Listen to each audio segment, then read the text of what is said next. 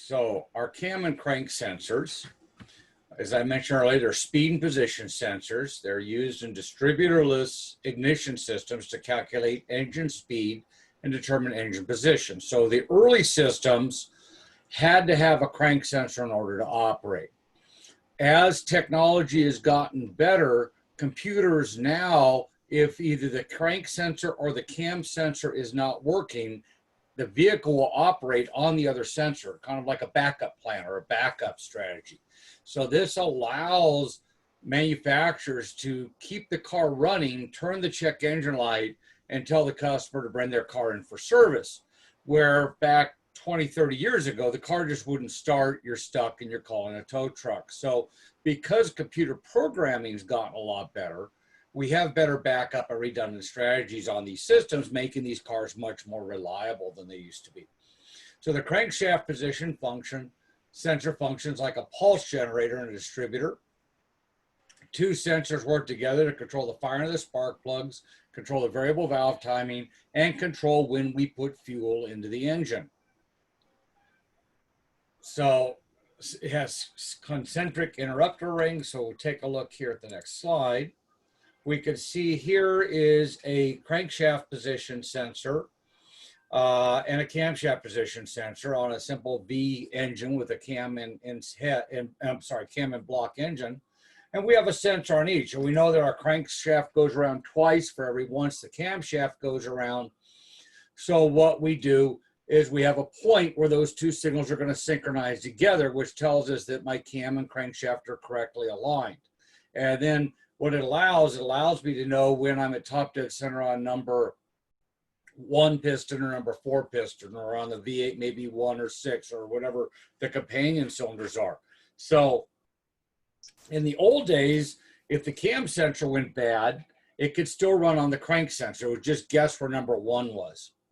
But if the crank sensor went bad, the car wouldn't start. And this was typical Ford. What they've done now is that they can run the vehicle on either the cam or the crank sensor. So if either one goes bad, if we just lose one of them, the car will most likely exhibit a longer than normal cranking time. So it may take 3-5 seconds to start the car instead of that really just quick boom when you hit the key. But the car will start, it will run, the check engine light will be on. And that's one thing about our check engine light. We really don't know if it is a serious failure that I need to really get in and get it looked at right away because I'm on my last leg, I'm in limp home mode, or if it's something like I left the gas cap loose and it's not going to have any effect on my ability to get to my destination. So that's why it's really important anytime when that light comes on, we need to take it seriously, and we need to get the code taken out of the vehicle so at least we can find out what area that's in. And before our break here at the end of the spring semester, we will be going through OBD2, and I'll talk about those codes and how we put those codes together and how they're numbered and that kind of thing. On the right-hand side, this is a GM crank sensor, and there's actually 2 crank sensors in there. There's a 3 times and an 18 times sensor. So one signal, just like it sounds, changes 18 times as it goes around. The other one changes 3 times as it goes around. And they use those kind of as a self check for each other. And the GM did this and did not use a camshaft sensor with this system on the early systems. They did use this with their waste spark system. And it wasn't until they went to sequential fuel injection that they started using a camshaft position sensor. So this is, again, just another way of doing it. Here we have 2 sensors built into one, and we see on the right side. So as I mentioned, one of the things I can do with these sensors is I can check my relationship between my camshaft and my crankshaft. So on the bottom here, I have my crankshaft sensor. And we can see my crankshaft sensor. I'm sorry, my top is my crankshaft sensor, my bottom is my cam. So my crankshaft sensor is switching, and my crankshaft sensor right here, and we can see it repeats around on my camshaft sensor. So when this thing's properly in time, this will be directly centered over this. And we can see here it's not.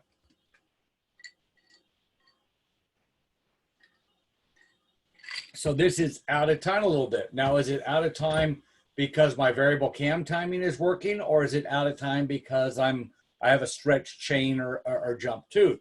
Well, that depends on the operating conditions of the engine. Did I get this while I'm cranking? Am I running? Am I using the VVT and so on? But this is how we check whether my crankshaft and camshaft are in time or not on modern vehicles. We don't take them apart and look. We're going to hook a scope up, and I'm going to compare it. If I draw a straight line down here and a straight line down here, I can see I'm not centered on here, which is where I know for this vehicle it's supposed to be. So this is actually what? Out of time, and it's out of time where the camshaft is retarded.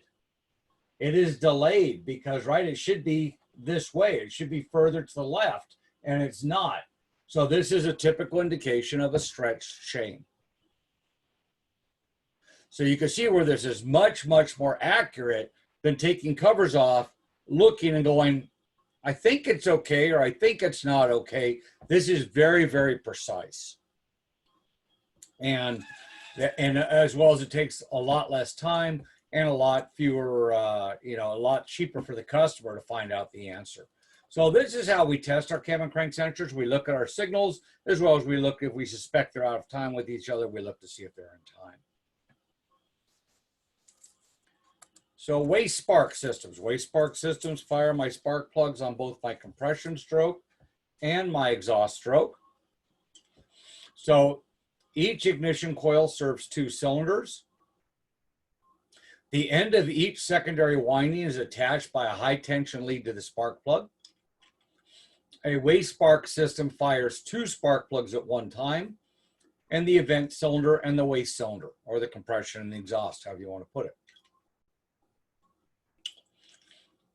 The cylinder on the compression stroke is said to be the event cylinder. Cylinder on the exhaust stroke is considered to be the waste cylinder. A spark plug in the event cylinder drives the piston down on the power stroke, while the cylinder in the waste spark cylinder simply serves to complete the circuit. It also will help atomize any unburned fuel. So here we can see waste spark system fires 2 sparks at the same plugs at the same time, the event cylinder and the waste cylinder. And again, we're completing a circuit. So you can see the arrow here. So on this spark plug, I'm going from positive to negative. On this spark plug, I'm going negative to positive. The polarity does not change whether I am on, whether these switch or not. If so, in other words, if this becomes the waste and this becomes the event, my polarity through the coil and through the spark plugs stay the same. And that's what I was showing you last week with positive and negative cylinders. So the cylinders are either always positive or always negative.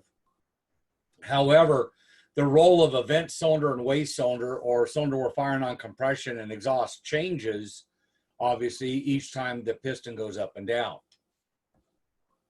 So the position of the camshaft and whether I'm on the compression stroke or the exhaust stroke has nothing to do with the polarity of my current flow. My polarity of my current flow is fixed, and it is part of the design of the engine.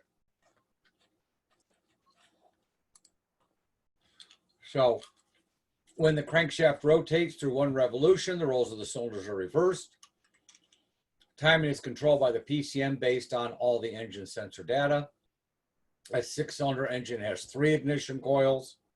Coils can be combined to form 1 coil pack, like we see here on the Ford there on the right. Or they could be individual coils, like we see GM used on the left. And this gave GM a great deal of flexibility, because if I want to run a 4-cylinder, I only need 2 coils.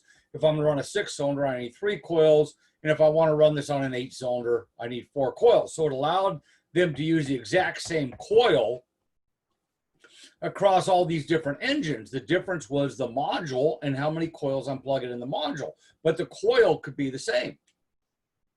So this lowered production costs for GM and made it much more efficient. Ford went the other way, and they have a completely separate unit for their 4 cylinders than they do for their 6 cylinders, but Ford never offered it on a V8. And they only had 2 versions, the 4 and the 6.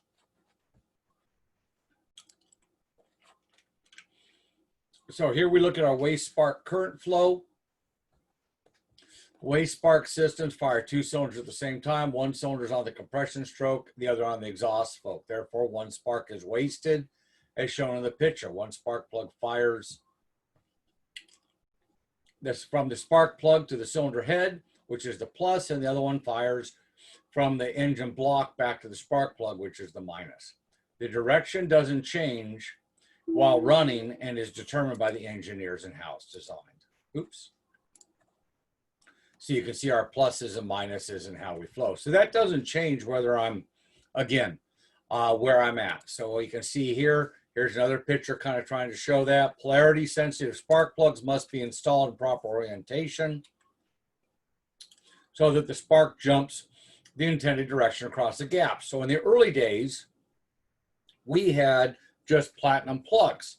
And on these vehicles, you use a different spark plug number on the plus plugs than the minus plugs. So Ford, when they designed their system, all the pluses were on one side, all the negatives were on one side, and they would specify a different spark plug number for each bank. Well, between people not being able to read a parts catalog and people just putting them all in, they put the same spark plug in all 6 cylinders, and the vehicle wouldn't operate correctly. So hence double platinum spark plugs are born. If I have a double platinum spark plug, which is what they all are today, that we use in these systems, it doesn't matter which cylinder it goes in, because the whole purpose of the single platinum is some put platinum on the positive electrode, the center electrode, and some put the platinum on the ground electrode, depending on which way the spark was going to travel in the cylinder.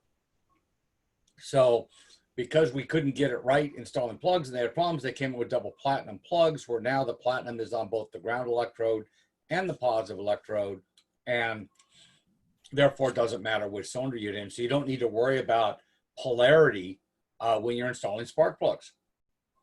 We solved the problem by updating the part. Any questions on coil unplug?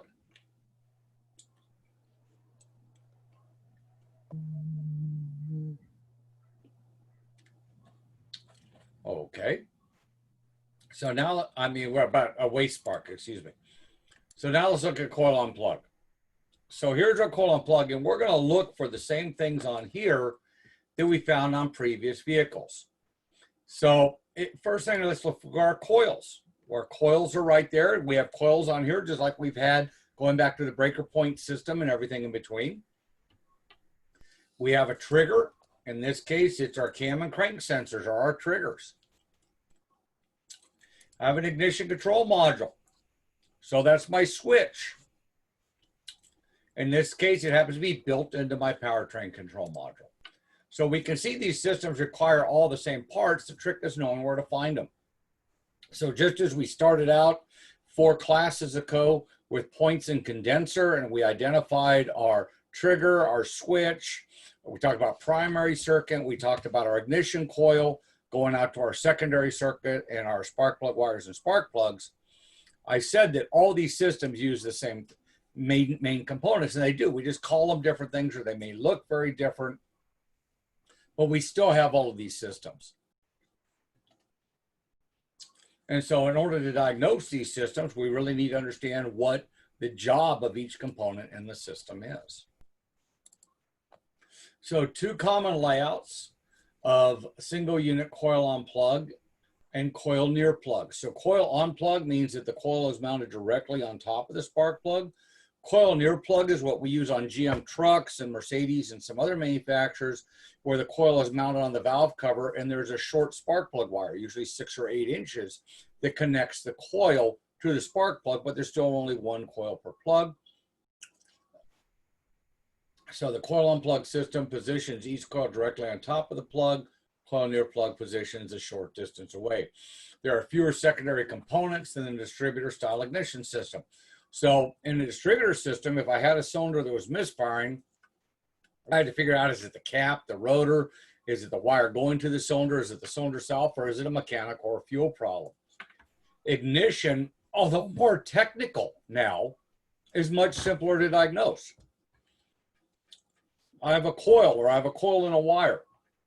All my coils on these systems are normally the same, which means I can move them from one cylinder to another. So I got a car with built-in spare parts. In the old days of a distributor cap, if I thought I had a problem with a distributor cap or distributor rotor, all I could do is inspect it, make my best guess, or put new parts on and hope for the best. I didn't have something on the car that was free that I could use to test to see if it was my problem, where these coil unplug systems do. So even though from a technical standpoint, they're a little more complicated, from a diagnostic standpoint, they tend to be simpler because each coil is getting its own signal. Each coil fires one cylinder, and on newer vehicles, OBD2 vehicles, if I have a cylinder that's not working, it'll set a code once it's not working at a certain point. And so it already tells me what cylinder is misfiring. You compare that with an older vehicle, even with electronic ignition and a distributor, or early waste spark systems that we used before OBD2, the car might not be running all the cylinders. It might be running horrible, but there's nothing in the computer to help me. I got to start figuring all this out on my own. I got to use ignition scopes or other tools to try to figure out what cylinder's misfiring and figure that out. Where on OBD2 vehicles, I can use a code reader and get a code, and at least then it tells me where it hurts. It tells me which cylinder the computer thinks is not operating properly. So now I've got a starting point for my diagnosis. There's not that many parts for that particular cylinder, unlike an old system with a cap and rotor and everything. So now I'm down to ignition is pretty easy to eliminate. I can use a spark tester to see if it's making spark. I can move the spark plug from the cylinder that's not working to a cylinder that is, and take the spark plug out of the cylinder that is and put in the one that's not working. See if the code moves, see if the problem changes. Same with moving the coil. So we have a lot fewer components. Fewer components are more technical, but easier to figure out what's wrong. So here is our coil on plug on the left. Here's our coil near plug on the right, which happens to be a GM truck. The principle is the same. The difference is we got these short wires here, but my testing really isn't any different. It's easy to move this. If this cylinder wasn't working and I thought it was a bad coil, I could just take this coil out and put this coil here, put this coil here, clear the code, start it back up, and see what cylinder the computer's not happy with. If the computer's now not happy with the cylinder here, I know the coil I moved is the problem. If my problem is still here, I know it's not the coil because I moved the coil to another cylinder and the problem stayed in the cylinder that had the original problem. Same thing is true here. All these coils are the same. All 8 of these wires are exactly the same. All 8 of the spark plugs are exactly the same. So if I've identified one cylinder that's not working correctly, I have a plethora of spare parts I can move from the cylinders that are working correctly into the cylinders not, to try to eliminate ignition as a possible cause of my misfire. Which, if ignition is not the problem, it has to either be fuel or the mechanical function of my engine.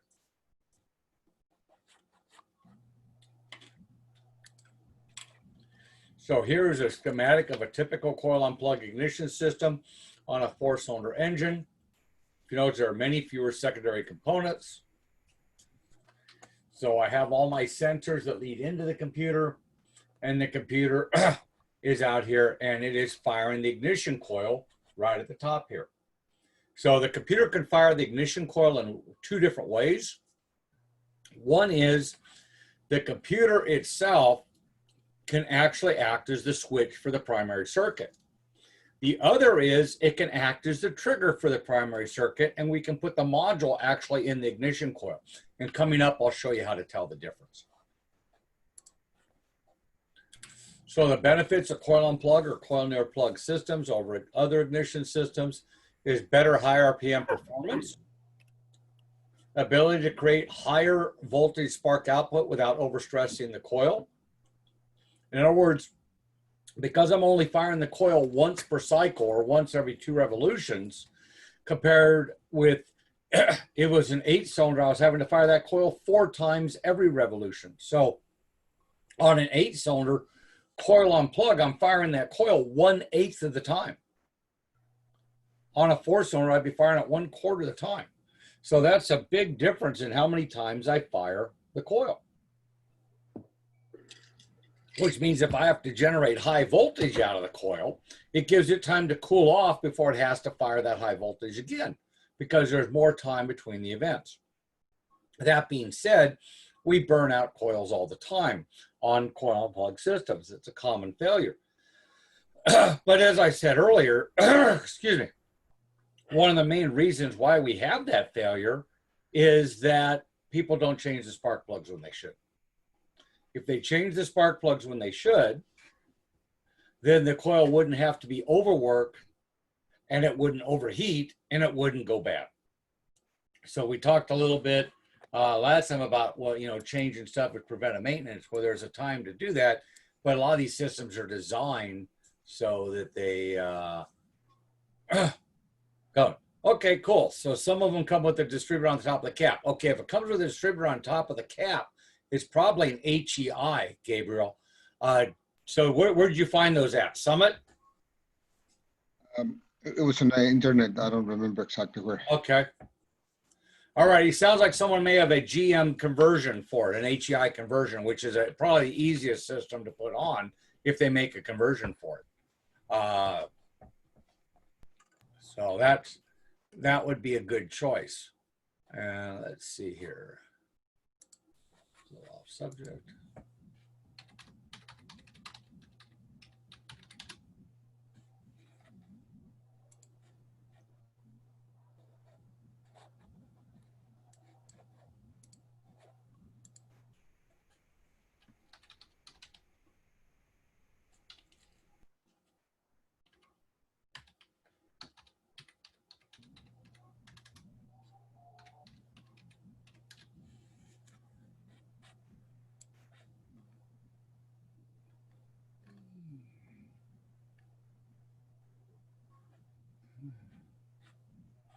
Yeah, I see they make the Protronics unit still. There we go. And they do make one. Okay, but you got a 302. But yeah, it looks like they are converting a HEI over. There we go for 302. Perfect. I'll share the screen.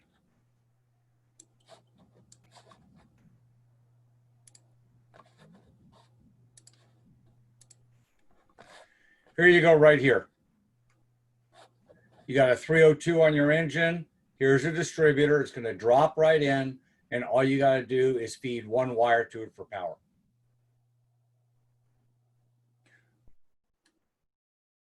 Easiest thing in the world. And this is all GM. The cap, rotor, coil are all, and ignition module are all factory GM stuff. It has already the electronic points on it?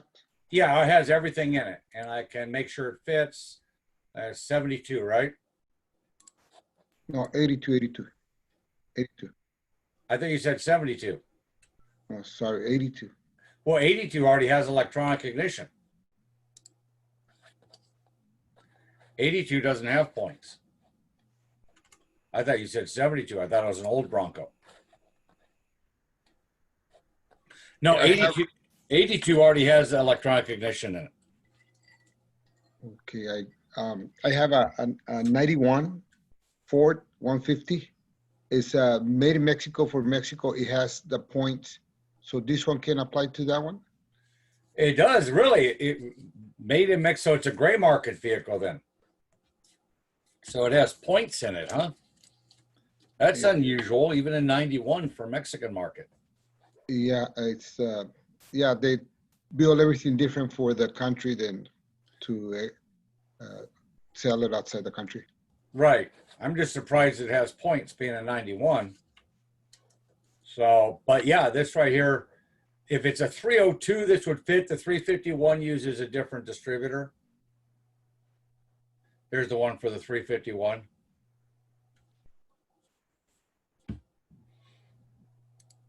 Okay. But yeah, these are an easy electronic drop-in. So is your 91 has a carburetor on it then? Yes, it does. And Okay. I have a lot of problems with it too. I bet. So, okay. No, that explains a lot. All righty. But no, that's what I'd get. They do make them for it. I thought they might. And this is a GM It's all GM factory electronics, which means the module, cap, rotor, all that stuff's easily gotten at any auto parts store, and it's a custom distributor. And I put one of these type ones from Summit in my Nova and in my Jeep, my CJ, and they both work great. So there you go. All right, thank you. That's why I said, yeah, just go to Summit Racing. They got all that stuff. Don't pay for extra shipping because they ship out of Reno most of the time. And Reno, we normally get stuff in 1 or 2 days anyways. And that's for the free standard shipping. Usually get it next day from them. So as you see, they got free shipping. So they always offer, expedited shipping, whatever. If it's coming out of Reno, we normally get it next day because of how UPS works. All right.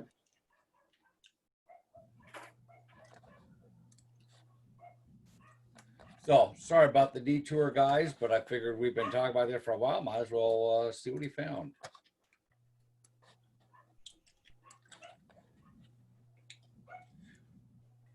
So since we can create a better spark, I can have better emission control because I can put more energy across the spark plug gap to better atomize the air fuel mixture. 2 physical configurations we see for coil and plug systems is a cartridge style assembly and an individual assembly. So if we look here, and the cartridge style they gave is not the best example. This is actually a waste spark system on the left. It's GM out of a quad 4. Individual, they're showing on the right, individual coils here in the foreground, the B. I wish they would have shown a sub cassette. Let's see here.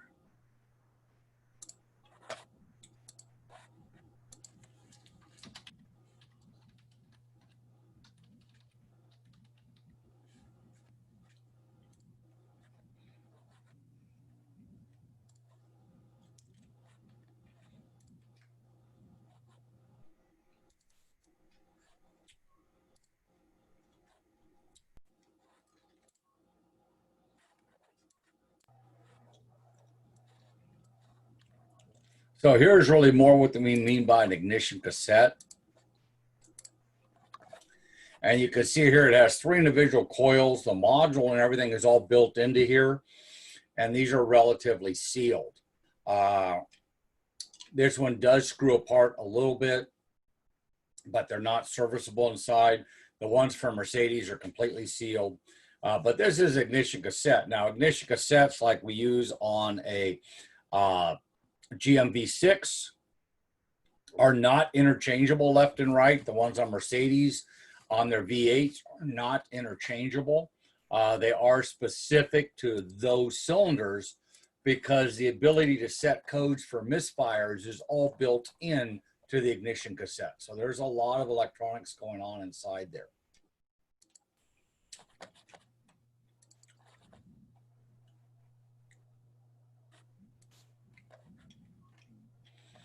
Here we can see on the right-hand side, you can see our primary windings, secondary windings, our iron core, and our spark plug connection. So very similar to what we saw on a regular ignition coil. Primary, secondary, and the windings. In this case, the ignition is being controlled or switched by the microprocessor and the PCM. So the PCM is my switch, is getting a signal from the cam and crank sensors, which is my trigger.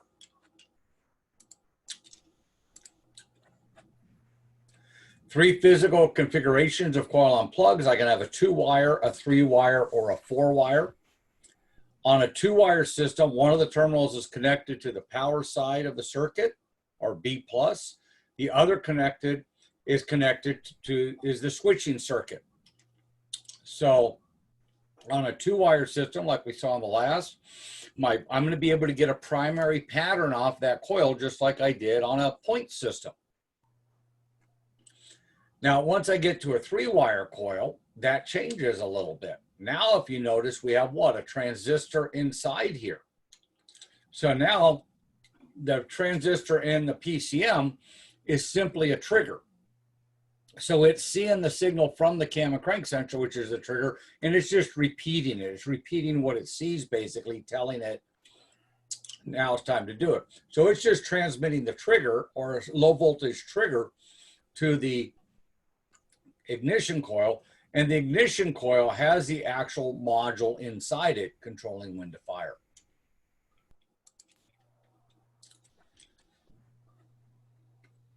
So we can see here, here's a 4-wire coil on the right, same thing. So if I only have 2 wires, that's always my primary pattern. If I have 3 or 4 wires, odds are the ignition module's in the coil, and all I'm going to get at the coil is a power, a ground, and a signal going in, and if it's 4 wires, a signal going out. And the signal is going to be normally a square wave going in because it's controlled by a computer, it's digital. And it can be 0 to system voltage, it could be 0 to 12 volts, it could be 0 to 5 volts. It really doesn't matter because all it is a turn-on signal telling the module inside the ignition coil to fire the coil. So some manufacturers use a Zener diode in parallel with the dual control circuit, the PCM, to verify coil and plug operation. 3-wire coil and plug coil has the following terminals: power, ground, and triggering. 4-wire has the following terminals: power, ground, triggering, and either a dedicated computer ground or coil feedback circuit. So if I look here, here is different coils. And here's my ignition coil. Here's my coil boot. Now on some of these, I can buy these coil boots separately. If I want to buy a coil boot separately, the Spark sells, they'll actually call it a spark plug wire if I go into a store like Napa or whatever. Other cylinders, like this Volkswagen one right here, this metal shielding is the spark plug boot. This is all one piece. I can't replace any of it. It's all built together. So it really comes down to individual manufacturer design. Also, you can see I've got 2 wires here. I got, what, 3 here, 4 here. So on a 2-wire coil like I have here, I know that the primary pattern is going to be present right at that coil. On the other hand, I'm working on a 3-wire coil. All I can look for is it getting a turn-on signal from the computer telling the ignition module in it to fire the coil. So you can see, even though the coils have gotten a lot more complicated, for example, putting an ignition module inside the coil is pretty simple because either it's got power, ground, and a signal turning it on, or it doesn't, if I wanted to look at it with a scope. But I can also use the power of deduction. If I have a coil that's not working, and next to it is a cylinder with a coil that is working, if I swap those two, and the coil is still not working on the cylinder that I moved it, that I started with. In other words, if I'm misfiring on cylinder number 3, and I swap the coils between 2 and 3, and cylinder 3 is still not firing, well, that coil was working fine on cylinder number 2, and the coil that was in 3 is now working fine on 2. That tells me instantly I got to have a problem with one of my 3 wires, either the power, the ground, or the signal going to it. So even though it's much more complicated, I can figure out where the problem is, not what the problem is, but where the problem is very quickly. If I have a scope, I can really see the power, the ground, and the signal. But even if I don't have a scope, couldn't I back probe it and use a DVOM and make sure I have power and make sure I have ground? And if I have power and ground and no coils are firing there, it means I have to be missing the signal because that's the only thing left. So at least I can figure out what is and isn't there very quickly without any real tools.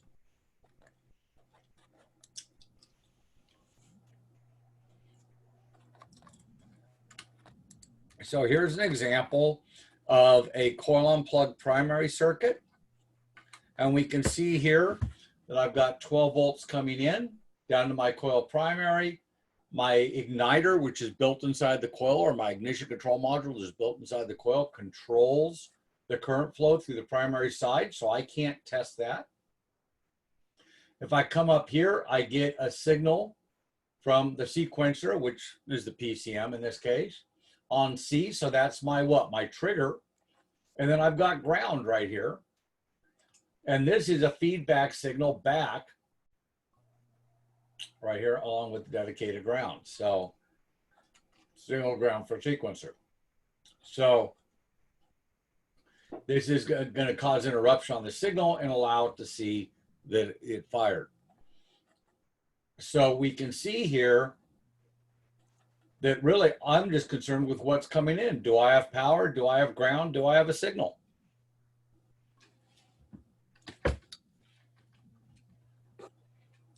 But by looking at the number of wires going to the coil tells me how the coil has to work.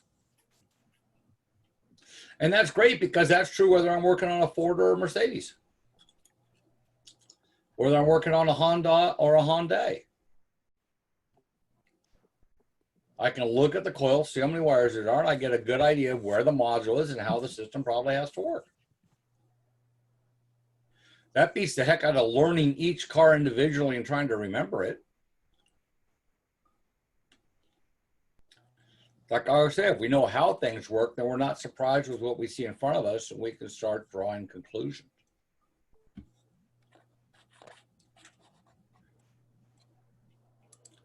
So our ignition spark timing control is controlled by the PCM. Sensors to use to determine timing are my mass airflow, my MAP sensor, my TPS, cam and crank sensors, my engine coolant temperature sensor, and my intake air temperature sensor. So this is what we're using now to help control the timing. In the old days, we just relied on engine vacuum and engine speed to control timing. Now it's much more precise, which means that I can get more performance out of the vehicle because I can get closer to the line that I start having problems at. If I'm using an old system and I never want to go over the line that I caused damage, I got to really detune it quite a bit so that I never go over that line because I don't have any feedback that's going to tell me when I get close to that line.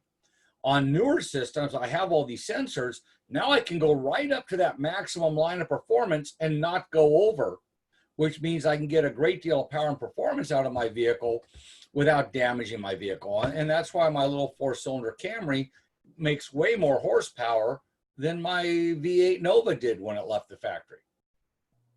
Because we're able to get close to that line. We're able to really utilize performance. I'm able to put out a better spark. I'm able to better control timing. And as I increase timing, I get better power and better fuel economy up to a point. And once I go over that point, we start damaging the engine and fuel economy and performance suffer. So when you're racing, you're only going in a straight line for a quarter mile, or you're only making left turns for a few hundred miles. On a car we're driving every day or making drive every day, we need to be able to go longer than 500 miles. We need to be able to go hundreds of thousands of miles, or at least 100,000 miles without blowing things apart inside. So traditionally, we really detuned things and didn't allow vehicles to get close to that threshold. Now we are able to operate cars very close to the threshold because we have great sensors. Now, if I have a sensor that goes bad and the computer recognizes it's going to turn the check engine light on, and guess what? We're no longer going to run at that maximum performance. We're no longer going to operate close to that threshold. We're going to detune that engine back to a safe place.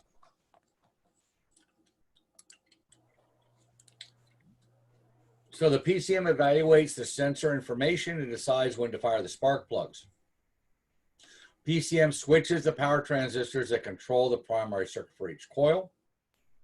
Some systems use a knock sensor feedback circuit that generates small voltage signal when the engine is pinging. Now, what's interesting about this is on gasoline engines, we still tend to control all of our ignition timing together. In other words, if everyone's at 5 degrees before top dead center, or everyone's at 10 degrees before top dead center. On diesels, we actually see where they change the timing of the injection because they don't use spark, they use fuel to ignite it, with each cylinder, 1 or 2 degrees different with each cylinder. So I gotta believe we're not far away from doing that now. We have the technology. We're just not doing it yet to my knowledge. But with coil on plug, we're gonna see where different cylinders have different degrees of ignition timing because not all my cylinders are the same. Some are on the front of the engine by the water pump where they're gonna run cooler than the ones at the back of the engine that have less coolant circulation. So I could probably run more advanced on my front cylinders without getting pre-detonation or engine ping than I can on my back cylinders. So if we're not doing it already, and I've heard it talked about, I just haven't seen it on a real vehicle on the street. I can't believe it's too long before we're individually controlling the amount of timing for each ignition coil on each cylinder, so we can get that max. Why should we detune the whole engine because cylinder number 5 is having a bad day? Right? That's not good for fuel economy. And at the end of the day, we really care about fuel economy and emissions, because fuel economy is low emissions. So I do see us going on. We already have the computing power. We're already doing it on diesels, have been for more than 10 years. So I got to believe that if we're not doing it on gasoline already, we will be doing that in the near future. Ion sense systems detect detonation and misfire situations by monitoring the amount of voltage it takes to ionize the air-fuel mixture across the spark plug gap. So this is revolutionary. What we used to do, and what we still traditionally do to detect if a cylinder is misfiring, is we measure the crankshaft speed as it goes around. And I know every time I fire a cylinder, the crankshaft should speed up. And I measure how much it speeds up and compare that to each of the other cylinders.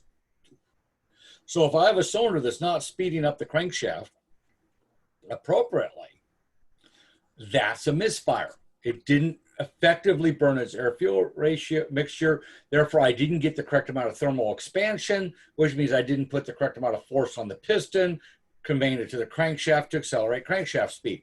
So that's traditionally in how most manufacturers determine misfires. Another way I can measure misfires is by measuring the resistance in the gas mixture in the combustion chamber on the exhaust stroke. In other words, if I have unburned fuel left over, I will have less resistance than if I don't have unburned fuel. So what we're doing is we're actually firing a second lower voltage firing on the exhaust stroke, very similar to a waste spark system. Mercedes uses 25 volts on there, so pretty low voltage, and they're using it to measure the resistance across the spark plug gap. And based on that resistance, they know if we've burned all the fuel or not. Very cool system, first engineered by Saab. And actually, it's so efficient, it takes the place of the cam sensor. So Saab on their 4 cylinders will actually give you, actually they do it on their 6 also, will actually give you a cam sensor code, even though there's no cam sensor on the car, because it's using this ion detection and figuring out where things are. It's just amazing science. So it's not widely used. Saab invented it and used it on their 4 and 6 cylinder. Their 6 cylinder was also used by Opel and Cadillac, so it came to this country on the Cadillac platform. It was also used by Isuzu because GM and Saab and Isuzu do financial dealings together. They're financially tied, so they share technology.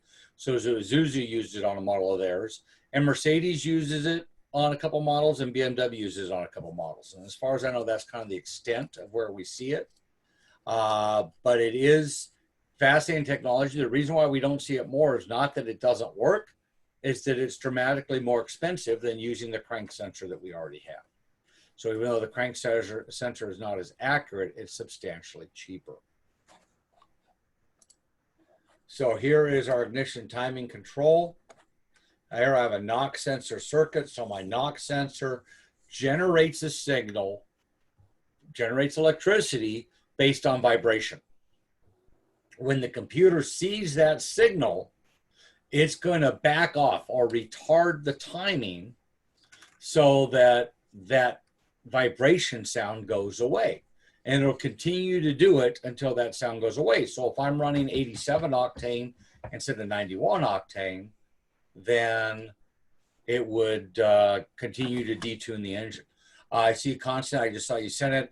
Is it possible the PCM is not receiving power? Yes, it is possible. If the PCM doesn't receive power, then the car won't run.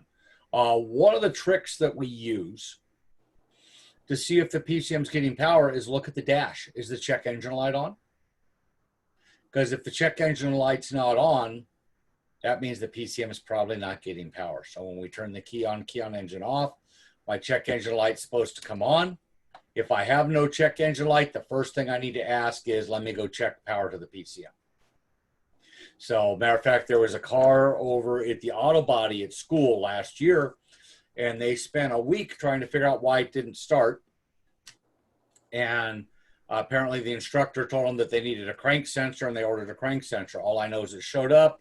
One of my class was asked to look at it.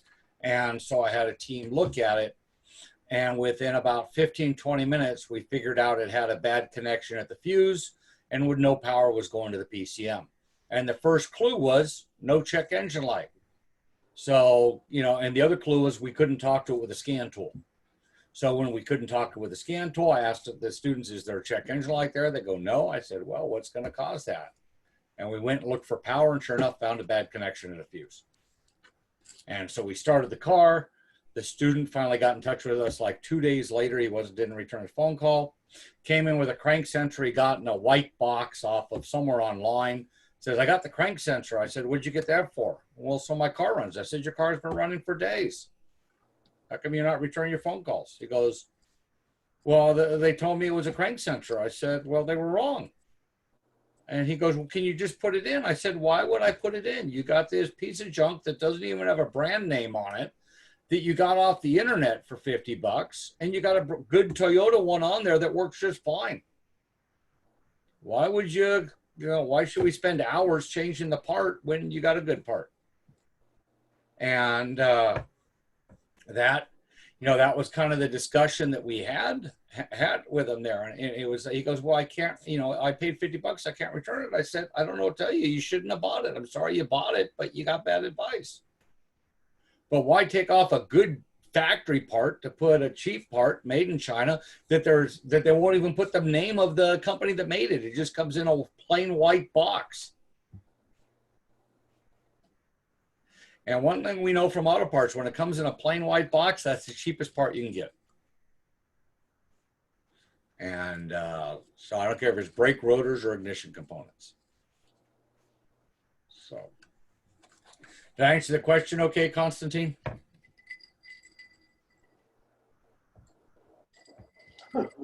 Good deal.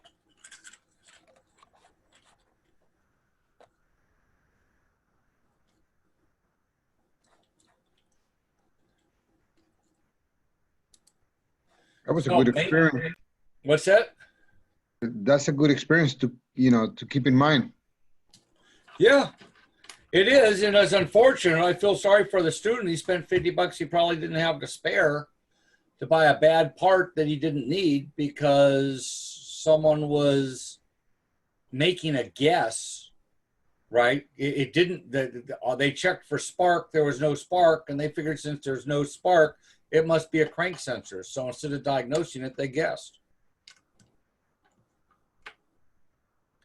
And normally when we guess wrong. And that's why it really pays to slow down, think about how the system works, and then walk through, is it getting what it needs? And I mean, it's pretty bad. You recommend a crank sensor when all it is a bad connection at a fuse. One was clean it and put it back together. The other one was, would have been a couple hours labor to change it plus the cost of a crank sensor. That's a big difference, isn't it? And that's why I say good diagnostics is the best money you can spend, because you're not going to buy things you don't need. So I'll talk a little bit about ignition system maintenance, because I've covered all four parts, or all four major types of ignition system, I should say. And certainly coil and plug is the most common that we see out there today. So ignition system is capable of putting out 100,000 volts today. That's enough to get your attention. Proper tools and safety practices are necessary when working around the ignition system. Proper tools are going to be like a special spark plug socket. We use spark plug sockets that have an insulator in them so we don't crack the porcelain, and they hold the spark plug carefully. Spark plug gapping tool if I'm working on older vehicles that use copper plugs. High tension insulated wire, spark plug wire puller. and a tool for removing off broken high thread spark plugs. So what we have here, I got a couple things here. We have a spark plug gapping tool. That's a wire style tool. They make two kinds of blade style and a wire style. I always like the blade style better. The wire style is supposed to be more accurate. And it probably is, but I've never liked it. And you have the tool over here at the end for increasing the gap. And so here's your gives. Here's high tension insulated spark plug wire puller. These are designed to grab the spark plug wire, twist it, and pull it off, hopefully without breaking it. And they're designed to give you some insulation, although I can tell you from the last time I used mine, they shocked right through me. So I've been shocked plenty of times while using them. This right here, I talked about the Ford Triton 3-valve engines breaking spark plugs. This is the spark plug style right here I'm talking about. And this is a kit right here for getting out the broken spark plug. And so this is one of the kits that I have. This is the Lyle kit.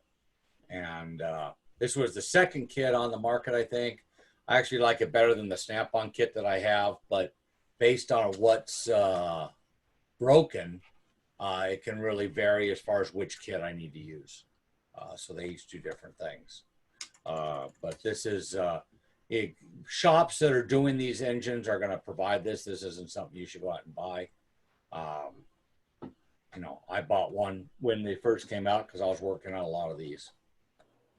But also for a long time, I was the only guy in the shop that would work on these. So I bought the tools, learned how to do it, and I got all the cars.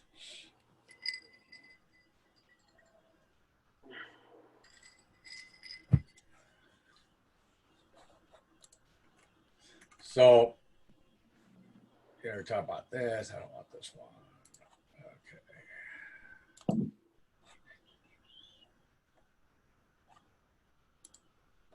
So we're talking a little about servicing spark plugs. We can see each spark plug is unique to part number. Spark plugs should be replaced every 30 to 60,000 miles. High performance spark plugs made of platinum, iridium, gold, platinum do not require replacement until maybe 90,000, 105,000, 125,000. When in doubt, always match up the whatever the manufacturer recommends. Spark plugs today come pre-gapped. So what we're really looking for is, did someone drop one? So if I'm using a regular copper spark plug, I can use a gauging tool to measure the gap. If I'm doing this with an iridium spark plug, I will break the little 20 thousandths diameter piece of iridium, and I now have a junk spark plug. So you don't want to do that on anything other than copper plugs. And the reality is, I first of all, I make sure the ones I buy are good spark plugs, so they come with a little paper tube or plastic tube so they can't get crushed. The other thing is, when they're crushed, you hold them up, you can see one's obviously really different. So just a quick visual inspection is going to tell you if one's been dropped. And that's really what we're looking for.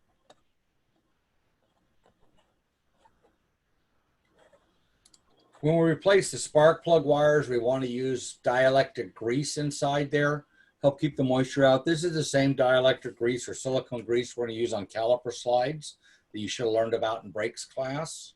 You see the person here is using a Q-tip. No one in the shop uses a Q-tip. Normally it comes in a little, like a toothpaste tube. You just squeeze a little bit off, put it inside the end of the boot and rub it across it and apply it that way. No one uses a Q-tip in the shop. But you do want to use that dielectric grease. That is important.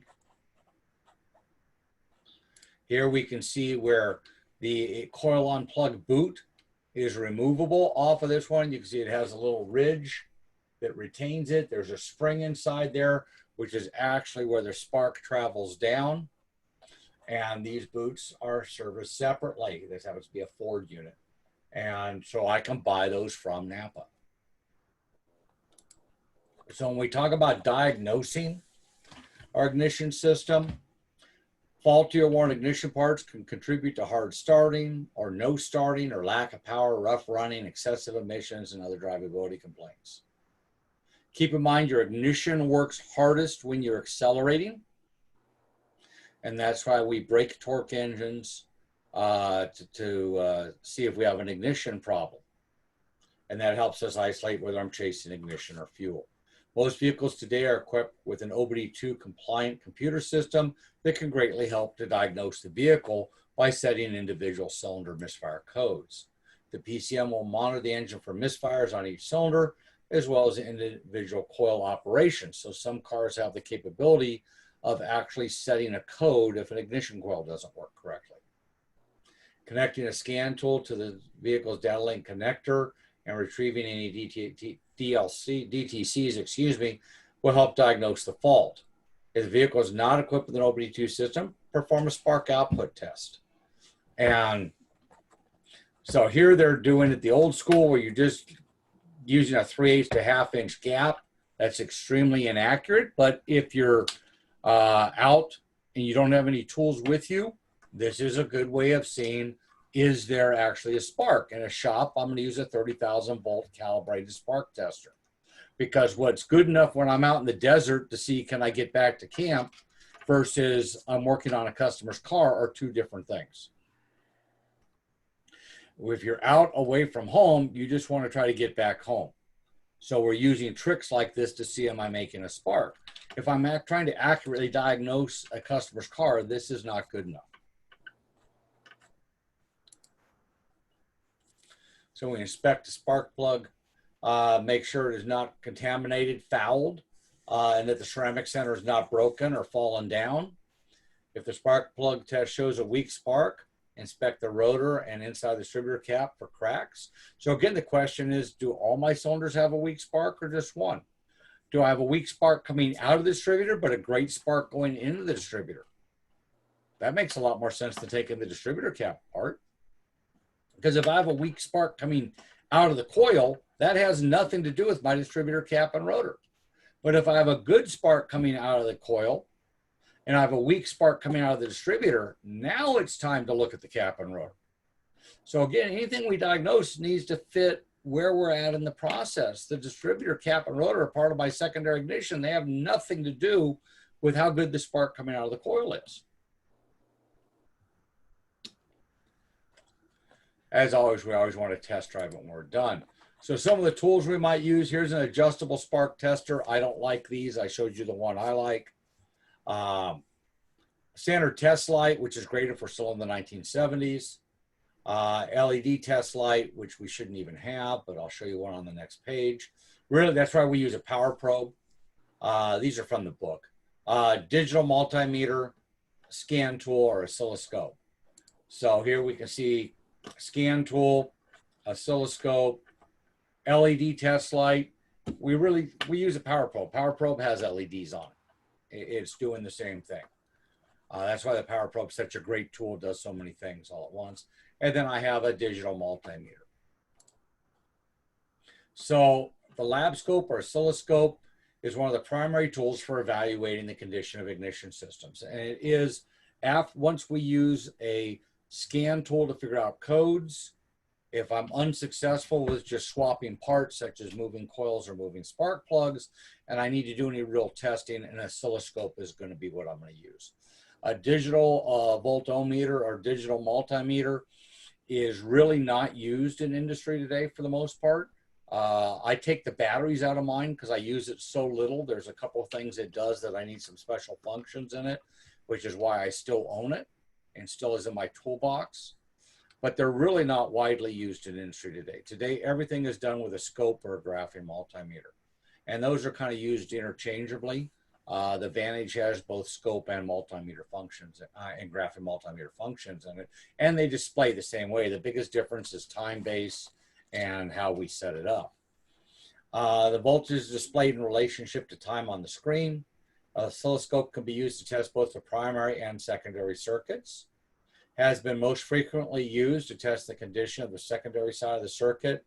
With the advent of coil and plug system, the lab scope is now used more on the primary side of the circuit, although there still are adapters available to adapt oscilloscopes to get a secondary pattern on my coil and plug.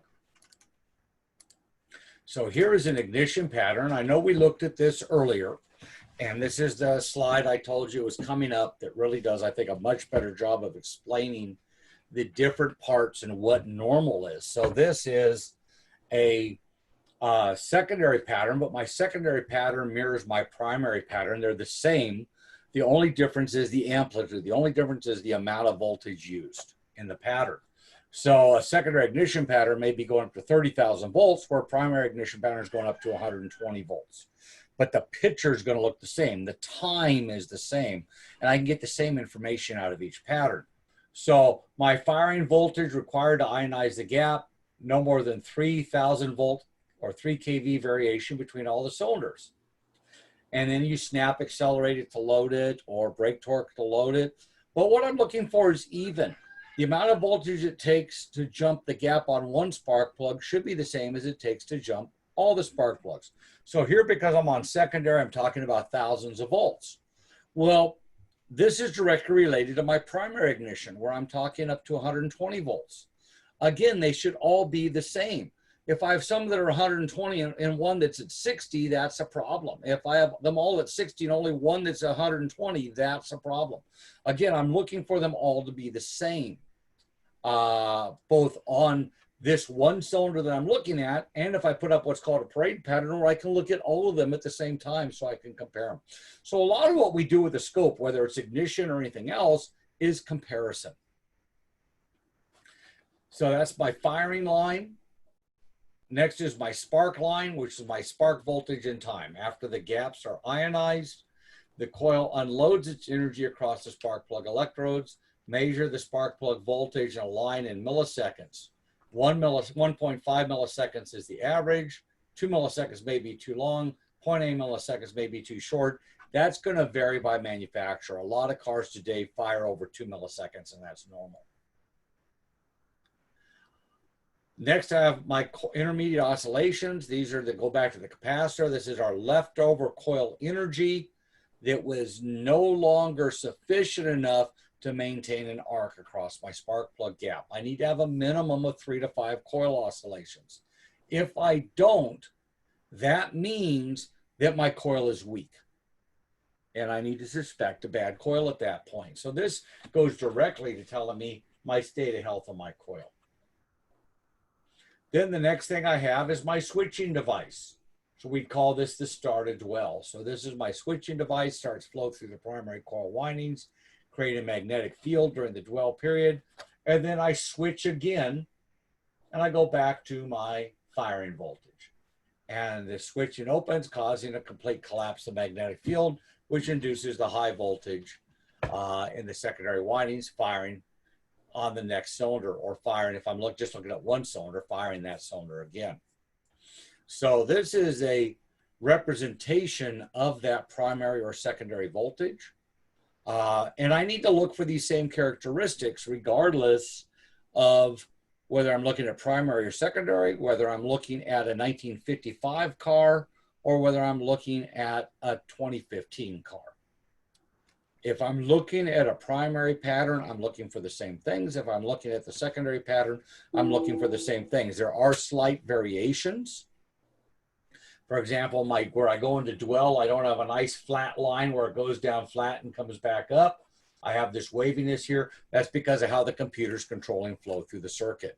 As long as they all look that way, it's normal. If I have only one cylinder that looks that way and everyone else has a nice crisp drop line down, dwell saturation up, then that is my problem. So like I said, this is all about comparison. This is something that we learn over time looking at a lot of patterns, but this is the tool that's going to give us the most information. So here we can see where we're using it. And here we're using a secondary adapter trying to get a pattern. And this right here was originally designed to go around a spark plug wire, but here just resting it on top of the coil, we were able to get enough of an inductive pattern, and we could see patterns. So I could see a firing line, spark line, coil oscillations, dwell, and then comes back and starts it all over again. So again, I could certainly tell many things from this. Is it firing? How long did it fire? Was it turned on? Did it try to get fired? In other words, if I just have a flat line going across here and I never got the dip, that means that no one ever turned it on. No one started flowing current. That's not the coil's problem. It was never told to work. On the other hand, if I have this dip goes down, comes back up, but no spike, that means I have a shorted coil because I wasn't able to develop a magnetic field for it to discharge and create that high voltage spike. Slope of this line, which across here is pretty straight, the little peak at the end is normal, but the line's pretty flat. That means I've got a pretty good mixture. If the line dropped down at an angle, that means I'm either running rich or have a slightly fouled plug. If the line started low and went high at an angle like this across the whole line, that means that my mixture is too lean. So I can actually tell the mixture in the cylinder. Is the cylinder turned on? How much voltage did it take? How does it compare to other cylinders? This is a huge amount of information when we look compared to something like a test light or a DVOM. And although the learning curve to use these tools can be intimidating, and we're always learning, and we learn them by continuing to use them and develop new skills with them, the amount of information they give us is just exponential. And that's why if you're looking at doing this as a career, this is where you need to be focused on, is with scopes, because that's the future. If you're not looking at doing this as a career, then whoever's working on your car, this is going to be a great indicator of where they are. Everyone thinks they're the best at what they do. But if you're looking from the outside in, what tools are they using to try to figure out your car?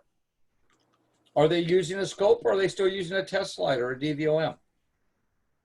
That alone is going to tell you a lot about the qualifications of the person you're paying to work on your car.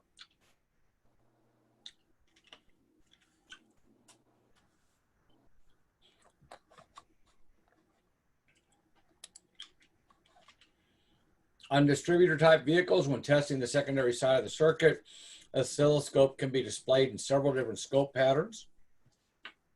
We have a parade pattern, which if I'm working on a distributor car, I can get a parade pattern for primary also, which shows all the cylinders firing in sequence.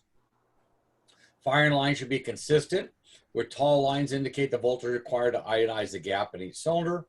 Waste spark systems can also be displayed on a oscilloscope with correct adapters.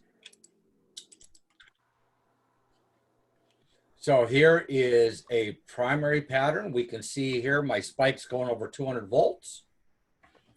I come down along here, system voltage. We pulled down to ground, so we're now flowing current through the coil. We opened our switch. We stopped flowing current through the coil. I got my firing line, my spark line, my coil oscillations. We go on and we're going to do it all over again. You notice I have a slight downward slope here, which means that this mixture in the cylinder is probably just a little bit rich.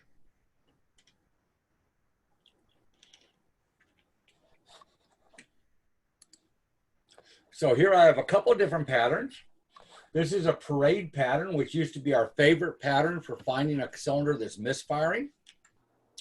Because if I have one cylinder that's really low and everyone else is high, that's the cylinder that's misfiring. I have a fouled spark plug or no compression. On the other hand, if everybody is here and I have one that's really high, that's a bad spark plug wire or an open spark plug or something like that, because I'm having to generate more voltage to bridge the gap. So very quickly, a parade pattern will help me figure out which not only what's wrong, but what cylinder it is. So here in the example, we're saying, hey, high firing line, high secondary circuit resistance, high compression. Well, I'm not going to have exponentially high compression on one cylinder. That's not a compression problem. So we're down to high cylinder secondary resistance. Low firing line like I have here, a short and secondary fouled spark plug, very low compression, something like that, oil fouling. My other pattern I have right here is a raster pattern. And the raster pattern is used to see, does my dwell, in other words, do my points close at the same time? Am I firing everybody, giving everybody the same amount of saturation? So this pattern would be the pattern we used to check for a worn out distributor on an old point system. Also, I could find a bent shaft or bad bearings in the distributor. I can still use it on newer systems with electronic ignition because it'll tell me if I got a bent shaft or a bad bearing, because instead of a nice straight line up and down, it'll get wavy like this. And if it's wavy, that tells me that distributor shaft's going around concentrically. And it is causing dwell to change. It's causing the time that the current flows through the primary windings to be different on each cylinder, which will cause the car to run poorly. So that's what the raster pattern is used for. So the parade pattern is used to figure out what cylinder is not firing, and are they all using the same amount of voltage, because I'm really concentrating on my firing line. Here, I'm concentrating on two things. I'm concentrating on my dwell on this side. I'm also concentrating on my burn time on this side. Because if I have a cylinder with shorter burn time, that could be because I have a bigger spark plug gap. So what did that cylinder also have a high firing line? Do I have a cylinder that's sloping down like it's fouled or running extremely rich in that cylinder? Are they all burning for the same amount of time? Or do I have one cylinder that's burning a lot longer or a lot shorter? So these are things that we would use these different patterns for to figure out what's going on. And we did this on cars with distributors. Once distributors went away, this tool largely went away. But what I always say is when we're working on old cars, we need old tool. I still have a scope, an ignition scope. My Snap-on doesn't. Because it's important, and I've had a scope at home now for 30 years. I've had old ones when shops were giving them away because they didn't want them anymore. Hey, I'll take that off your hands for free. And then when they kind of would wear out or stop working or whatever, and I've gotten rid of some over the years, and I've sold some. But this is a great tool. My brother-in-law was having trouble with his 94 or 93 Toyota truck. Came over, and that car's old. It doesn't set any cylinder misfires. Hooked up my scope to it. Saw exactly what was wrong. It took me longer to hook it up than see what the problem was. So even though we talk about this in kind of the old technology, looking at primary patterns, we still do today, because there are 2015 vehicles out there that I can see a primary pattern. We also want to look at trigger. I mean, so I use a scope in general, a lap scope in general. And then if I'm working on something old, I want to look at it with an ignition scope. And we use distributors on light duty vehicles up to 2004 and on medium duty to at least 2010. So there's still plenty of vehicles out there that use a distributor. And I'd be willing to bet, matter of fact, I know for a fact, several of you own vehicles with a distributor.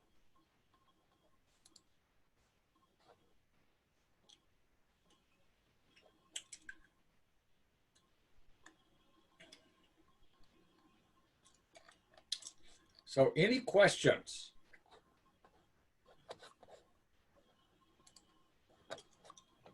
Nope. Okay. In that case, let's do a poll. Ignition coil is a part of which ignition system? Everyone see the poll okay? Yeah, both primary and secondary. Ignition. And I'll give you guys a few minutes for that. Ignition coil is part of the what? A primary.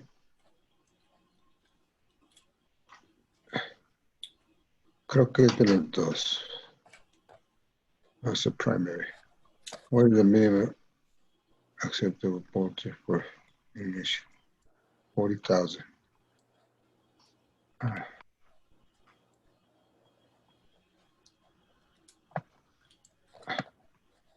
The ignition points serve what purpose in the ignition system? Okay, the ignition system, the ignition coil is part of which ignition system? And the correct answer is primary and secondary. What is the minimal acceptable voltage for ignition coil output on a late model vehicle? 30,000 volts is the correct answer. I thought we discussed this on 40,000. Nope, 30,000.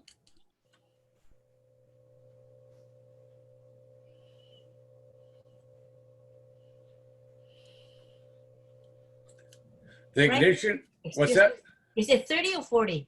30 is the correct answer, 30. Okay, thank you.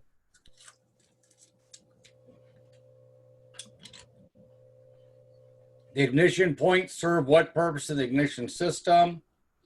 Both switch and trigger, I'll give you credit for. They are really the switch is what they are. We did talk about this, and because the rubbing block is part of them, we can go there. But keep in mind, nothing's going to happen unless they are open and closed by the distributor cam lobe. It's a switch. So it is really the switch, although I will give you credit for either answer. Which component serves as a trigger for a points ignition system? That's the distributor cam. Guys got that correct? The distributor cap and rotor are part of which ignition system? Secondary only. Even talked about that again today. Cap and rotor are part of the secondary ignition system.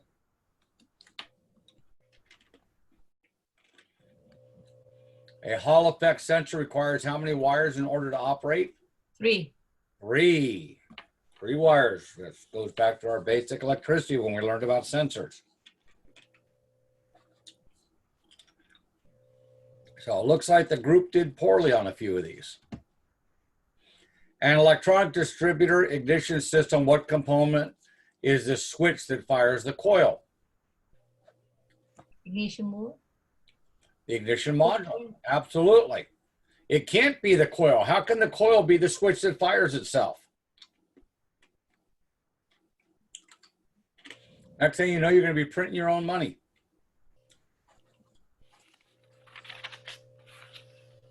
What answer? Correct answer is ignition module for number 7.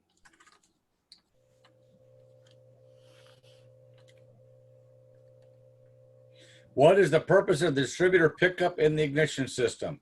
To trigger the ignition module. That is correct.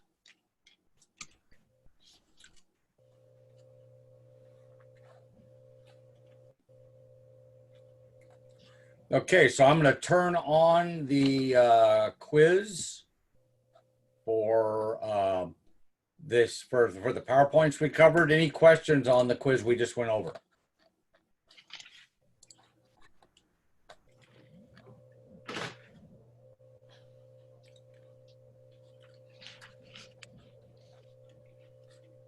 Can you show me on module on the computer where this test is?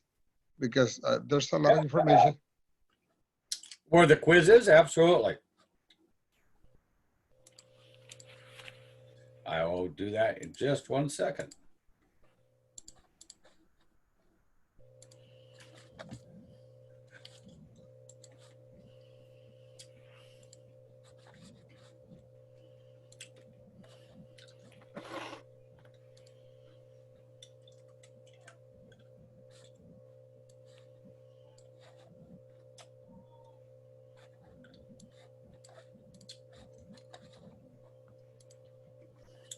Okay, so here we are on our homepage on our Canvas.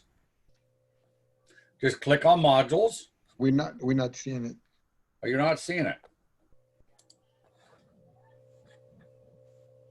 How about now? No. We Yeah. still have the test there. Let me.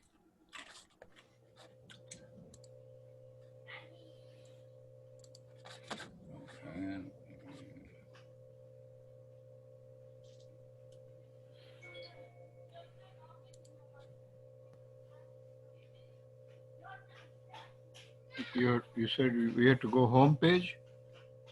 Yeah, just a second. Let me get us unlocked here. Can you see it now, or you still see the quiz? We still see the poll, the result. Now we can see. Yeah, no problem. I hid the poll somewhere. I'm trying to find it. There it is. There we go. I got the poll hidden. So you shouldn't see the poll anymore.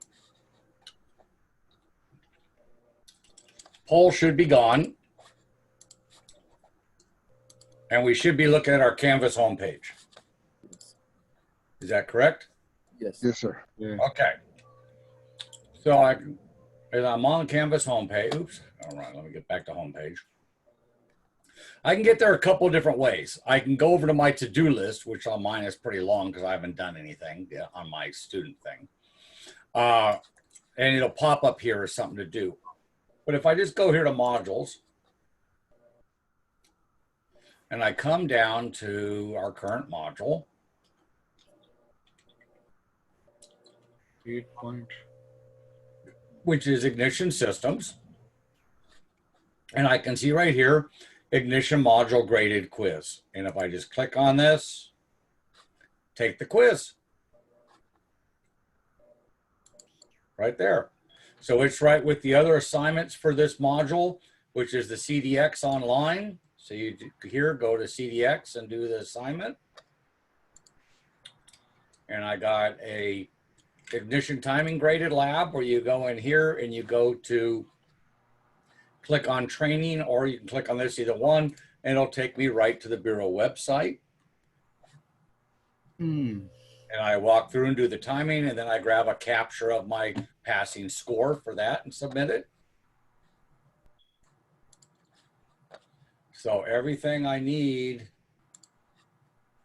for this module is right here. Here's our Zoom meetings and the PowerPoints. Here is the homework on chapter 61, the graded lab, the quiz, and here's our graded discussion, which is on the article. So here's everything for the module we just finished up. And I did open up, I sent an announcement out. I know some people have already started picking away at doing some of the assignments down here in module 13. And I'll be opening up module 10 either late, probably after class today, where you'll get the assignments for our fuel module. So they're all set up the same way. Does that help you, Gabriel? Yes, Mr. Bryan. Yeah, so here's the quiz, like for cooling system. We had a PowerPoint review quiz and some other questions right here. So here's the quiz. You just graded quiz, click on it, and you take the quiz.